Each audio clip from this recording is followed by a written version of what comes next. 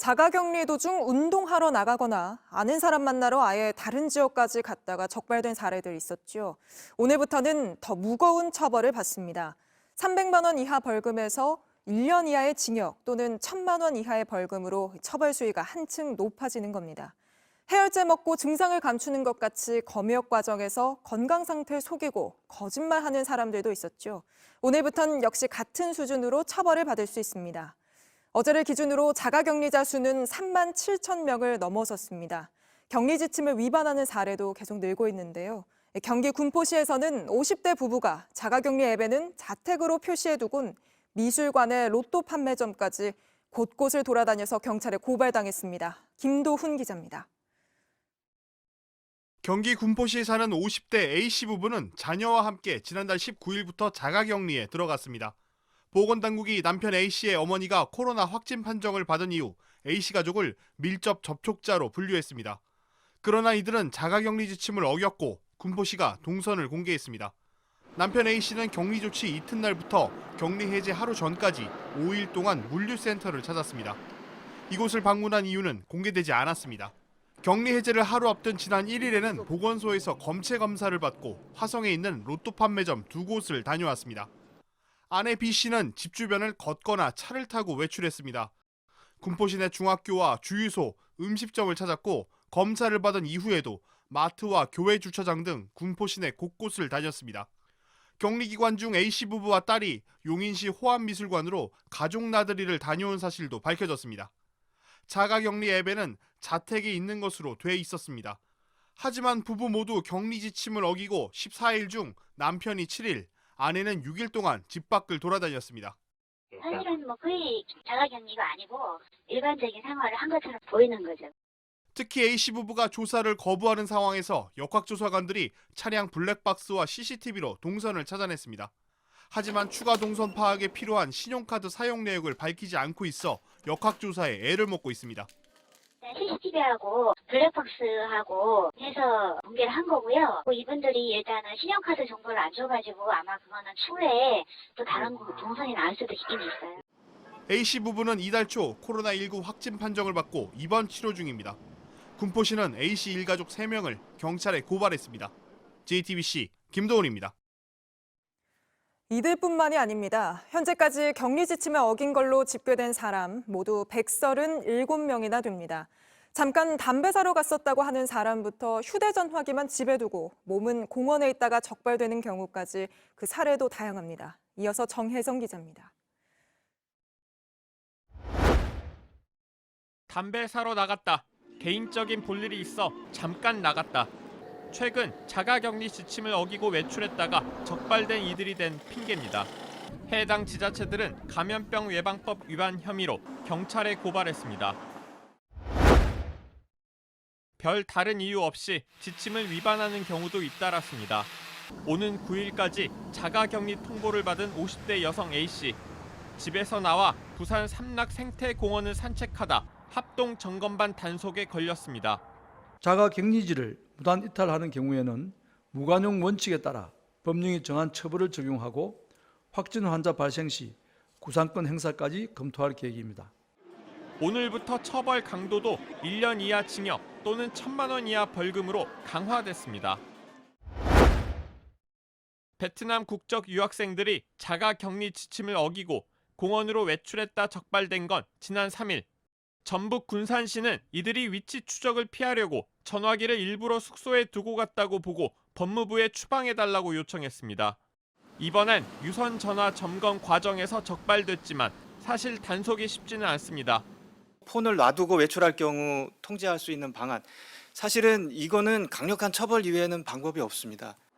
정부가 집계한 자가격리 위반자는 현재까지 137명입니다. 이 중 고발과 신고 등이 들어온 59건, 63명에 대해 경찰이 우선 수사를 하고 있습니다. 오늘 0시 기준 추가로 확진 판정을 받은 81명 중 40명은 해외에서 유입된 상황. 더욱 촘촘한 입국자 관리를 위해 각 지자체에선 자가격리자를 전담하는 인원을 늘리고 있습니다. JTBC 정혜성입니다. 보신 것처럼 무단 이탈하는 사례가 계속 나오고 있는데 해외에서 또 하루 수천 명씩 들어오고 있어서 관리해야 할 자가격리자 수는 이제 4만 명에 육박하는 상황입니다. 조금 전 정부 브리핑이 있었는데요. 정부가 내놓은 대책들, 김계조 행정안전부 재난안전관리본부장 연결해서 자세히 들어보겠습니다. 본부장님 안녕하세요. 예, 안녕하십니까. 재난안전관리본부장 김계조입니다. 예, 많이 바쁘실 텐데 나와주셔서 고맙습니다.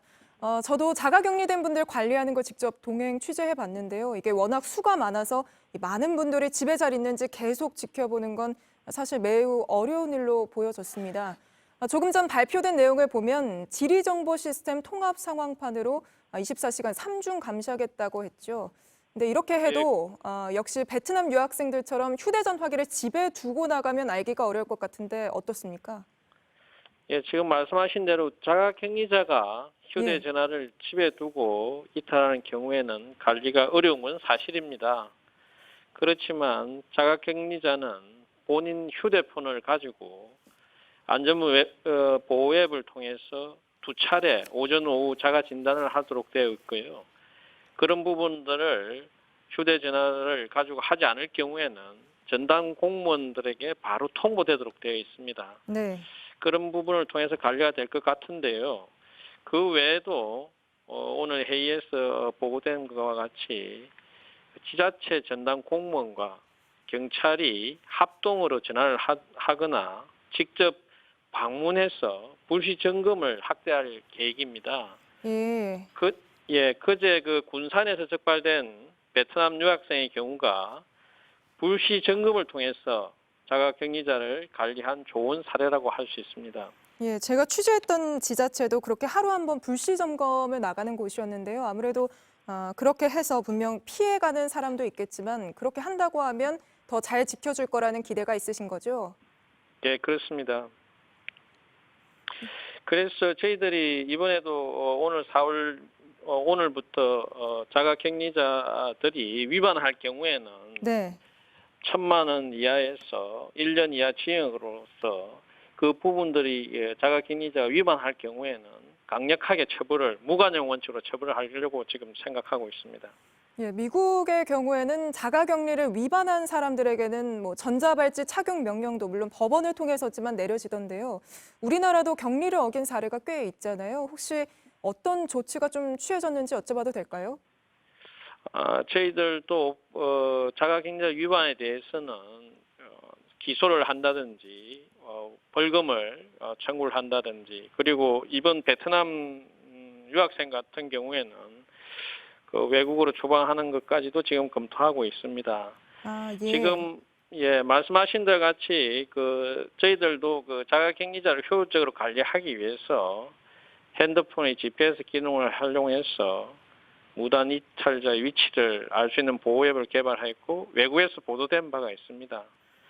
앞서 말씀드린 바와 같이 그 안전보호 앱의 사각지대라 할 수 있는 휴대전화를 놓고 외출하는 경우를 대비해서 핸드폰과 블루투스 기능을 연계해서 두 기기가 일정 거리 이상 떨어지게 되면은 지자체 전담 공무원에게 이탈 여부가 자동으로 전달되는 기능 개발도 지금 검토하고 있다는 것을 말씀드리겠습니다. 그렇군요. 근데 본부장님 제가 좀 여쭤보고 싶었던 거는 경찰에 입건돼가지고 추후 형사처벌을 받는 것과 별개로 당장 그 자가격리를 또 어길 수도 있잖아요. 그거를 좀 방지할 수 있는 어떤 조치가 취해진 게 있는지 그게 좀 궁금한데요. 저희들이 지금 상태로 자가격리자에 대해서는 어긴 분들에 대해서는 저희들이 그 생활지원비가 이렇게 청구되도록 되어 있는데 긴급 재난지원금이라든지 생활지원비라는 이런 부분들도 원천적으로 배제하고 또 더해서는 구상권 행사를 동시에 추진하는 방안도 적극적으로 검토하고 있다는 것을 말씀드리겠습니다. 예, 일선경찰청에서는 현행범으로 체포하겠다 이런 방침까지 세웠던데 엄정 처벌하겠다는 의지로 보면 될까요? 예, 그렇습니다. 저희들이 이런 자가격리자가 위반할 경우에는 다른 분들한테 다시 전염을 할 수 있다는 감염병의 특성이 있기 때문에 엄정하게 대처하려고 지금 생각하고 있습니다.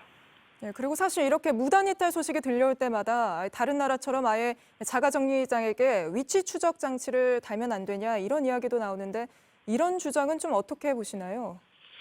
그런 부분에 대해서는 전체적으로 여러 가지 관련 법령을 검토를 해야 되고 뿐만 아니라 그에 관련된 앞서 말씀드린 것 같이 위치 추적을 할 수 있는 기기 개발이나 이런 부분들이 다각적으로 검토돼야 되기 때문에 조금 신중하게 접근하고 있다고 말씀드리겠습니다. 네, 그 기기 개발은 좀 언제쯤 마무리가 되고 실제 쓸 수 있을 거라고 보면 될까요? 아무래도 이게 기기 개발하는데 아시는 분 같이 지금 코로나19가 한창 이렇게 발생하고 있기 때문에 빠르게 이렇게 되도록이면 신속하게 해서 실제 적용될 수 있도록 저희들이 업체들하고 계속 이렇게 접근을 하고 있고 접촉을 하고 있고 되도록 빠른 시일 내에 네. 개발을 하려고 노력하고 있습니다. 예, 그리고 또 해외에서 들어오는 분들은 이 자가격리 앱을 의무적으로 설치하고 있지만 국내에서 확진자와 밀접 접촉해서 격리되는 분들은 본인이 동의해야 설치하도록 돼 있죠. 부산에서 예. 공원 간 자가격리자도 이 앱을 안 깐 걸로 알고 있는데 혹시 이렇게 차이를 둔 이유가 있을까요? 잘 아시는 것같이 코로나19는 그 메르스에 비해서 전염력이 강해서 많은 자가격리자가 발생할 거라고 저희들이 예상했습니다. 그래서 이 부분을 효과적으로 관리하기 위해서 자가격리자 안전보호 앱이 3월 6일 날 처음으로 개발 적용됐습니다. 그렇다 보니까 기존 격리자들에 대한 혼성 방지 등도 있고 그런 문제가 있기 때문에 자가격리자 대상을 의무화하지 않았다는 말씀 드리고요. 네. 반면에 해외 입국자는 우리나라에 비해서 고위험군에 있는 해당하는 국가에서 입국하고 있고 기존의 그 특별 입국 절차를 시행하고 있었기 때문에 그 기존의 자가 진단 앱을 안전 보호 앱으로 대체를 하게 되기 때문에 의무화 가능했습니다. 향후에 코로나19가 이제 종식되게 되면은 그 전체적으로 의무화하는 방안에 대해서 면밀히 검토해서 관계부처와 함께 논의해 나가도록 하겠습니다. 예, 본부장님, 그리고 마지막으로 하나만 더 여쭤볼게요. 그 전담 공무원을 지정해서 관리를 하고 있는데 저도 함께 취재를 해보니 다들 원래 업무에 더해서 이 업무도 함께 하고 있으니 부담이 아주 커 보이던데요. 혹시 이게 단기간에 끝낼 문제는 아닌 것 같은데 여기에 대한 대책도 좀 있으신가요? 예, 일단은 지자체 공무원들이 대단히 고생을 많이 하고 있다는 것은 저희들도 잘 알고 있습니다. 그간에는 저희들이 자가격리자 보호앱이 없을 때는 주로 전화를 통해서 일일이 다 확인을 하다 보니까 지자체 공무원들이 인력 소요가 많았고 대구 같은 경우에 그 코로나19가 거의 최고조에 달할 때는 자가격리자가 한 3만 4천여 명까지 치솟은 바 있습니다. 그래서 저희들이 정부에서는 안전보호앱도 개발하고 또 지하에서 상황관리 시스템이라고 해서 전체적인 동선이라는 이익을 한눈에 볼 수 있도록 이탈자 관리를 지원하고 있습니다. 앞서 말씀드린 것 같이 감염병이라는 특성상 한 명의 자가격리자를 잘못 관리하는 경우에 네. 전체 사회가 확산될 가능성이 크기 때문에 지자체 공무원들이 힘들지만 좀 최선을 다해서 업무를 추진해 주시기 바랍니다. 네, 말씀 여기까지 듣겠습니다. 지금까지 좀 많은 분들이 코로나19를 막기 위해 애쓰고 계신 만큼 격리자분들도 좀 불편하시겠지만 2주간 잘 따라주시기를 바랍니다. 말씀 감사합니다. 김계조 재난안전관리본부장이었습니다.